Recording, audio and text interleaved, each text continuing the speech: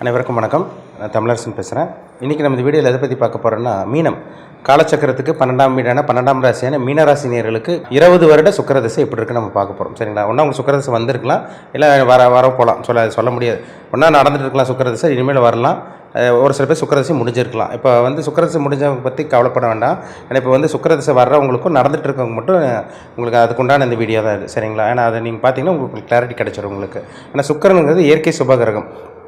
20 வருஷ தசையை நடத்தக்கூடிய கிரகம் தான் சுக்கிரன். ஸோ ஏன்னா சொகுசுக்குண்டான கிரகம், ஆடம்பரம் உல்லாசத்துக்கு உண்டான பிளானட் தான் சுக்கிரன். ஏன்னா சுக்கிரனாலே கலை, அழகு. இப்போ சுக்கிரதசை ஒருத்தருக்கு நடந்தாலும் ஆள் பிரைட்டாக மாறிடுவாங்க, கலையாக மாறிடுவாங்க.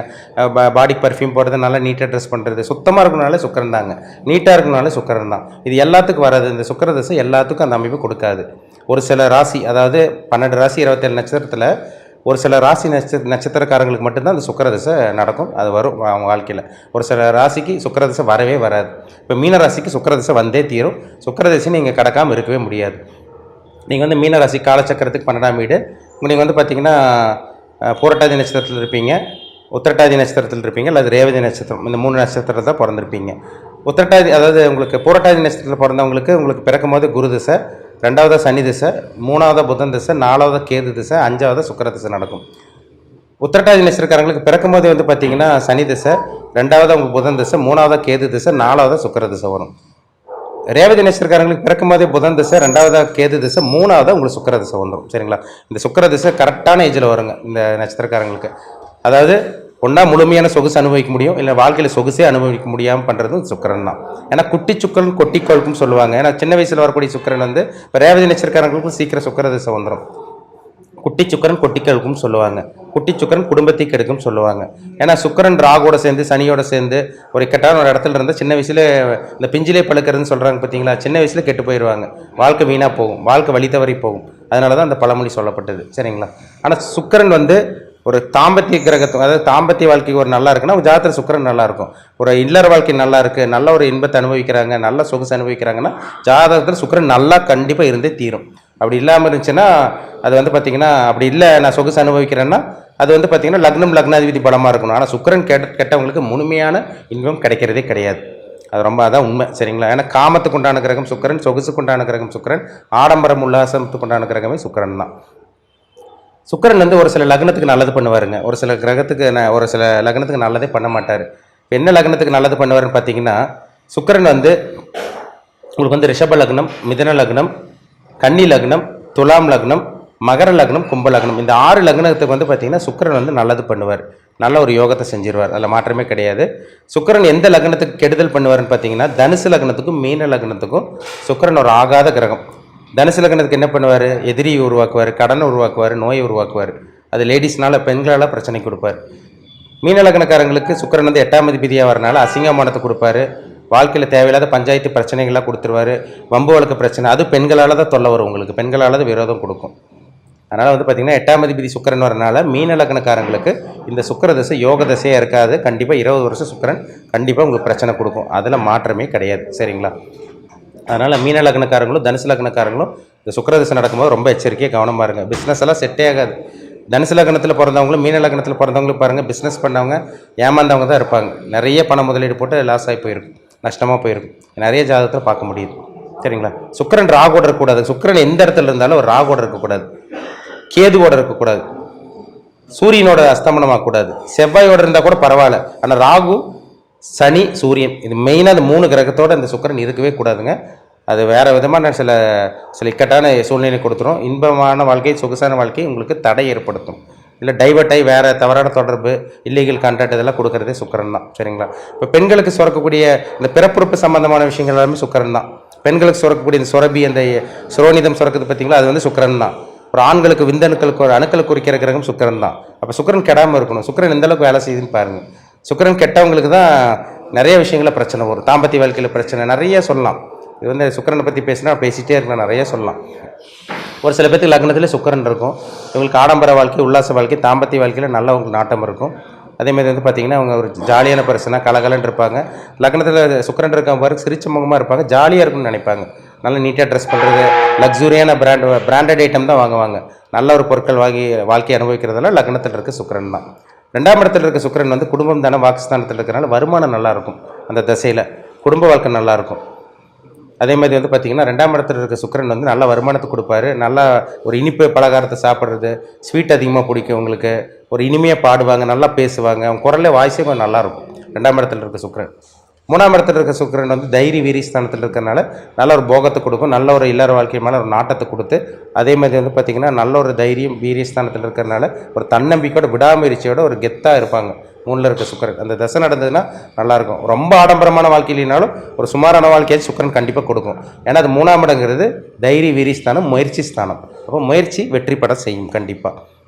4ஆம் இடத்துல சுக்கிரன், 4ல் சுக்கிரன் இருந்துச்சுன்னா கண்டிப்பாக உங்களுக்கு வந்து பார்த்திங்கன்னா அந்த வாகனத்தில் ஒரு அற்புதமான யோகம் சொல்லாங்க. 4ல் சுக்கிரன் வந்து திக்பலம் அடைவார். நிறைய பேர் பாருங்கள் லக்ஸுரியான கார் வச்சுருக்கேன், சொகுசு வாகனம் வச்சுருக்கேன், ஆடம்பரமாக உல்லாசமாக ஜாலியாக இருக்கேன்னு சொல்லுவாங்க. பாருங்கள் 4ல் சுக்கிரன் இருக்கும்.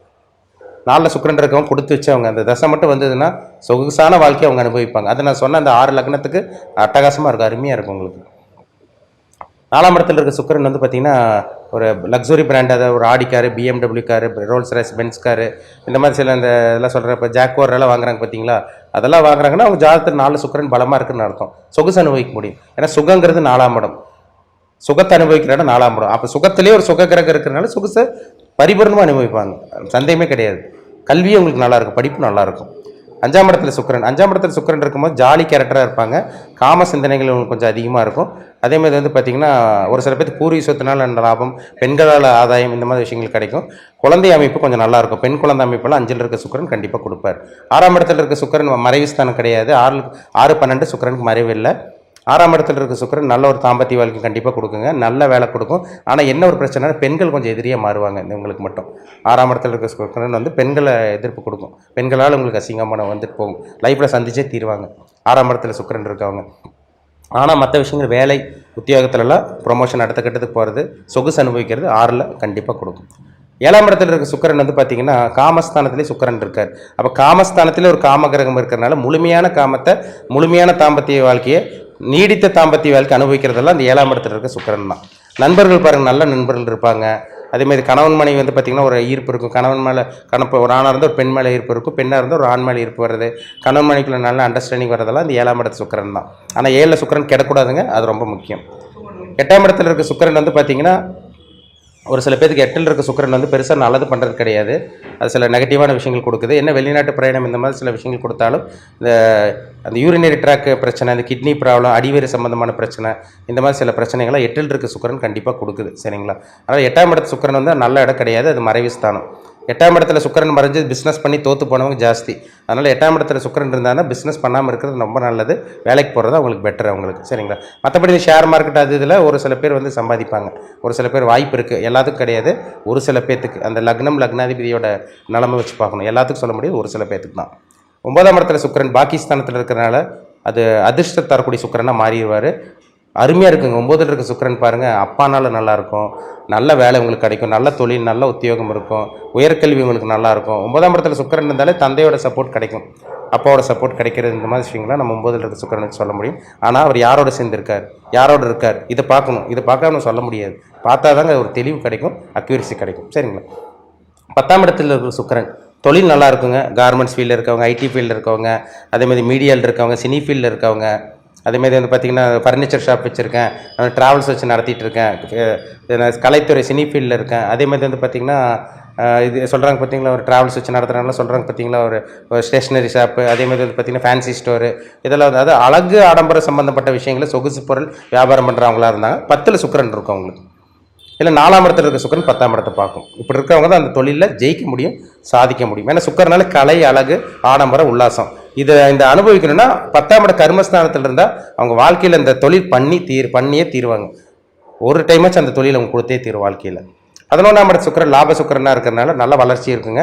பெண்களால் வளர்ச்சி, ஆதாயம், நிறைய லாபம் கிடைக்கிறது, வருமானம் வர்றது, பெண்களால் உதவி கிடைக்கிறது.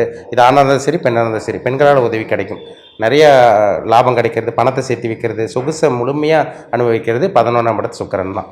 12ஆம் இட சுக்கிரன் வந்து ரொம்ப ரேர், எல்லாத்துக்கும் கிடைக்காது.